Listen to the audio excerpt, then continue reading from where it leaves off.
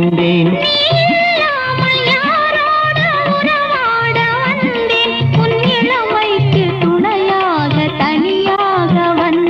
நான் மலரோடு தனியாக ஏன் இங்கு நின்றேன்? என் மகாராணி உன்னை காண ஓடோடி வந்தேன்.